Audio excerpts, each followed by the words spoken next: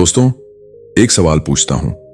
अगर दुनिया के सबसे कामयाब लोगों की जिंदगी का एक दिन आपको मिल जाए, उनकी दिन, उनका तरीका, उनकी सोच, तो क्या आप उसे अपनाएंगे? शायद हां।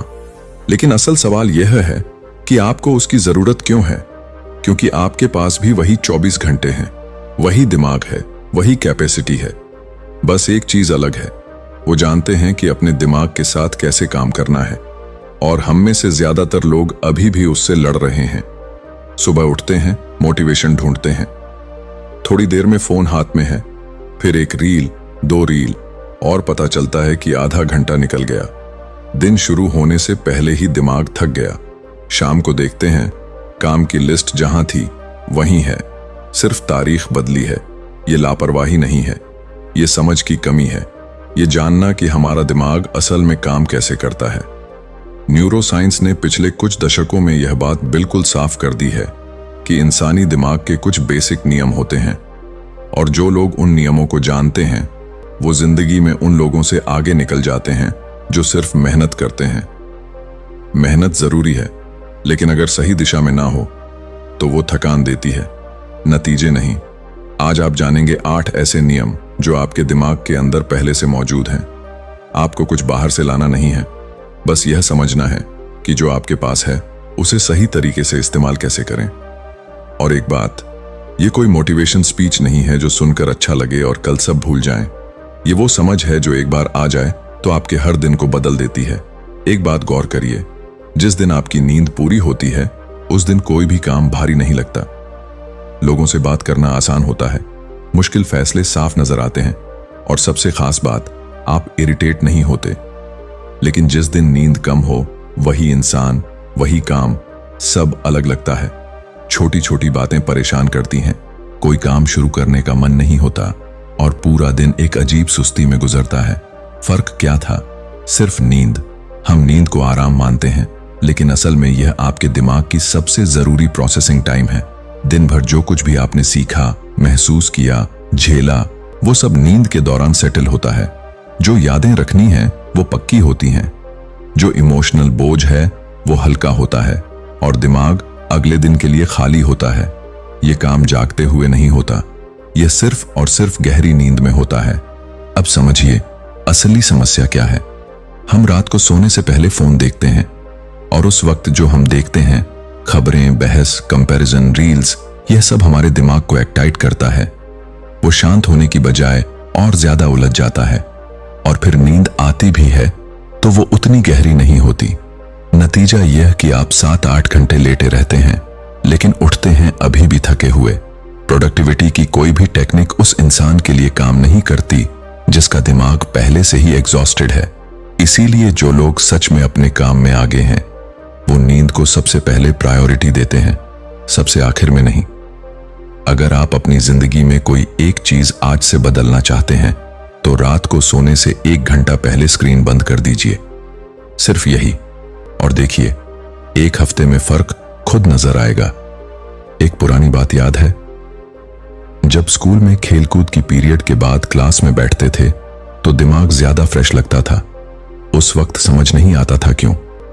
अब साइंस का जवाब है, जब आप अपने शरीर को मूव करते हैं, आपका दिल तेज धड़कता है, ब्लड फ्लो बढ़ता है, और दिमाग को ज्यादा ऑक्सीजन मिलती है।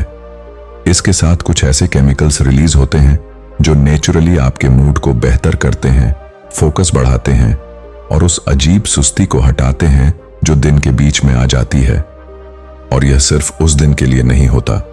जो लोग रेगुलर फिजिकल एक्टिविटी करते हैं, उनके ब्रेन में नए न्यूरॉन्स बनते हैं, उनकी मेमोरी बेहतर होती है, वो ज्यादा क्रिएटिवली सोच पाते हैं, और स्ट्रेस उन पर उतना असर नहीं करता जितना बाकियों पर। एक और चीज जो शायद आपने नोटिस की हो, जब किसी प्रॉब्लम में अटक जाते हैं और घूमने चले जाते हैं तो कभी कभी चलते चलते जवाब खुद आ जाता है। यह इत्तेफाक नहीं है। चलने की रिदम दिमाग को एक अलग मोड में ले जाती है, जहां क्रिएटिव थिंकिंग ज्यादा आसान होती है। हम बैठे रहने वाली जिंदगी में इतने फंस गए हैं कि भूल गए हैं कि हमारा शरीर हिलने के लिए बना है, और जब शरीर नहीं हिलता तो दिमाग भी धीरे धीरे स्टील होने लगता है।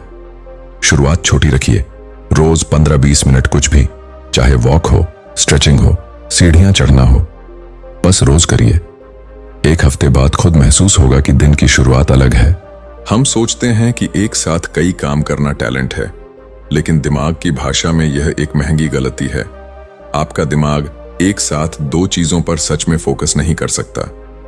जब आप यह कोशिश करते हैं तो वो बहुत तेजी से एक काम से दूसरे काम पर स्विच करता है, इतनी तेजी से कि आपको लगता है आप दोनों कर रहे हो। लेकिन हर स्विच में थोड़ी एनर्जी जाती है, थोड़ा फोकस टूटता है, और ये छोटे छोटे टुकड़े मिलाकर देखें तो पूरे दिन की आपकी मेंटल एनर्जी का बड़ा हिस्सा सिर्फ स्विचिंग में खर्च हो जाता है। नतीजा, दिन के अंत में थकान है लेकिन काम अधूरे हैं। जो लोग सच में बड़े काम करते हैं वो एक वक्त में एक चीज पर इतने पूरी तरह टिकते हैं कि बाकी सब पीछे चला जाता है। इसे डीप वर्क कहते हैं, और इस स्टेट में काम की जो क्वालिटी आती है वो हल्के हल्के इधर उधर ध्यान लगाकर कभी नहीं आती। ये आदत डालनी पड़ती है। शुरुआत में दिमाग रजिस्ट करेगा, बोर होने का नाटक करेगा, हर 5 मिनट में कुछ और याद दिलाएगा। ये नॉर्मल है, लेकिन धीरे धीरे जब आप उस खिंचाव को नजरअंदाज करना सीख लेते हैं तो फोकस की एक नई क्षमता बनती है। एक काम, एक वक्त, पूरा दिमाग। यही वो फॉर्मूला है जो साधारण काम को असाधारण बनाता है। तनाव के बारे में एक गलत फहमी है कि यह हमेशा बुरा होता है और इससे बचना चाहिए, लेकिन असली बात यह है कि थोड़ा तनाव आपको तेज बनाता है। किसी डेडलाइन से पहले जो फोकस आता है वो उसी का नतीजा है। प्रॉब्लम तब होती है जब तनाव लगातार रहे और कभी कम ना हो। जब आपका दिमाग हमेशा किसी न किसी दबाव में होता है तो वो हर छोटी चीज को भी खतरे की तरह ट्रीट करने लगता है। इस हालत में क्रिएटिव थिंकिंग लगभग बंद हो जाती है। आप सिर्फ रिएक्ट करते रहते हैं, सोच नहीं पाते, और यह सिर्फ मानसिक नहीं होता, शरीर भी इसका असर झेलता है। नींद हल्की होती है, एनर्जी कम रहती है, और हर दिन एक बोझ की तरह लगता है। तनाव को मैनेज करने का पहला कदम है उसे पहचानना। जब अंदर बेचैनी हो, जब हर बात पर जरूरत से ज्यादा रिएक्शन हो, जब कुछ भी अच्छा ना लगे, यह संकेत है कि दिमाग को अभी आपकी जरूरत है। उस वक्त सबसे जरूरी काम है रुकना, कुछ मिनट के लिए सब बंद करना, गहरी सांस लेना, और यह पूछना कि अभी सबसे ज्यादा क्या जरूरी है। अक्सर जवाब में पाते हैं कि जिसे हम urgent समझ रहे थे वो इतना जरूरी था ही नहीं, और जो सच में जरूरी है उस पर हम ध्यान दे नहीं रहे थे। तनाव कभी कभी आपका दुश्मन नहीं, आपका कंपास होता है। वो बताता है कि कहां ध्यान देना है। सोचिए, किसी दिन आपने एक बेहद काम की बात सुनी, मन में लगा कि यह तो जिंदगी बदल सकती है। उस रात आपने उस बारे में सोचा भी, लेकिन 2 हफ्ते बाद वो बात कहीं गायब हो गई। ये भूलने की बीमारी नहीं है, ये दिमाग का नॉर्मल काम करने का तरीका है। जो चीज बार बार नहीं आती, दिमाग उसे धीरे धीरे कमजोर कर देता है। जरूरी नहीं लगती तो हटा दो, यही दिमाग की लॉजिक है। लेकिन जो चीज बार बार आती है उसके लिए दिमाग एक मजबूत रास्ता बना लेता है। इसीलिए वो भाषा जो बचपन में सीखी उसे नहीं भूलते, इसीलिए बचपन के गाने जुबान पर रहते हैं। यही प्रिंसिपल अगर आप अपनी लर्निंग पर लगाएं तो नतीजे बदल जाते हैं। जो आइडिया काम का लगे उसे एक बार पढ़कर आगे मत बढ़ो, उसे लिखो, उसे 2-3 दिन बाद दोबारा पढ़ो, उसके बारे में किसी से बात करो, उसे अपनी जिंदगी में कहीं लागू करने की कोशिश करो। यह रिपीटेशन बोरिंग लग सकती है, लेकिन यही वो तरीका है जिससे जानकारी सिर्फ दिमाग तक नहीं, आपकी आदतों तक पहुंचती है। जो आप सिर्फ जानते हैं और जो आप वाकई समझते हैं, इन दोनों के बीच का फासला दोहराव से ही पाटा जाता है। एक छोटा सा एक्सपेरिमेंट करिए। किसी को किसी शहर का नक्शा शब्दों में बताइए, पहले बाएं मुड़ो, फिर तीसरी गली में दाएं, और फिर वही नक्शा सिर्फ देखने को दे दीजिए। कौन ज्यादा जल्दी समझेगा? यह सवाल ही जवाब है। हमारा दिमाग इमेज को टेक्स्ट के मुकाबले कहीं ज्यादा तेजी से प्रोसेस करता है, और जो चीज तेजी से प्रोसेस होती है वो ज्यादा देर टिकती भी है। यही वजह है कि आपको कोई फिल्म का एक सीन याद है जो आपने 10 साल पहले देखा था, लेकिन किताब का एक पूरा अध्याय जो पिछले महीने पढ़ा याद नहीं। इसका फायदा आप रोजमर्रा में उठा सकते हैं। जब कोई आइडिया सीखना हो उसे एक छोटे डायग्राम में बदलिए। जब कोई गोल याद रखना हो उसे किसी इमेज से जोड़िए। जब नोट्स बनाएं तो सिर्फ शब्द नहीं, शेप्स और रंग भी इस्तेमाल करिए। यह बचकाना नहीं है, यह दिमाग की भाषा है, और जो लोग इस भाषा में सोचते हैं वो जानकारी को ज्यादा तेजी से अपनाते हैं और ज्यादा लंबे वक्त तक याद रखते हैं। एक सवाल सोचिए, आपने अब तक कितने गोल बनाए और उनमें से कितने वाकई पूरे हुए?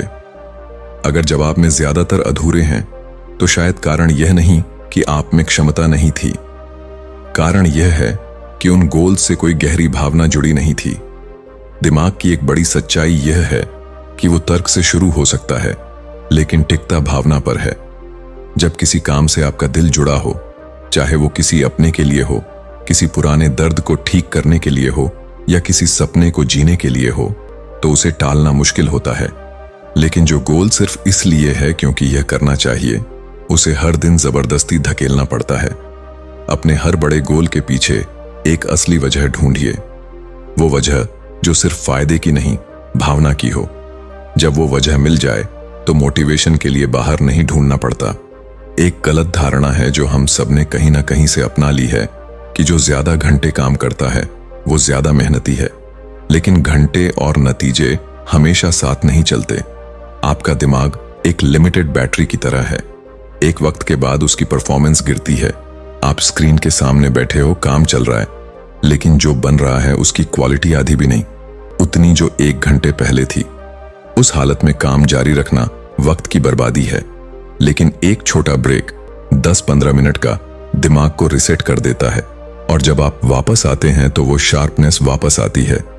ब्रेक के दौरान दिमाग चुप नहीं होता, वो उस वक्त बैकग्राउंड में काम करता रहता है। इसीलिए अक्सर बेहतरीन आइडिया काम के बीच नहीं, उसके बाद आते हैं। रुकना कमजोरी नहीं है, यह एक समझदार फैसला है जो आपको लंबे वक्त तक और बेहतर काम करने की ताकत देता है। जो दिमाग को समझता है वो उसे जलाता नहीं, उसे सही वक्त पर रोकता भी है।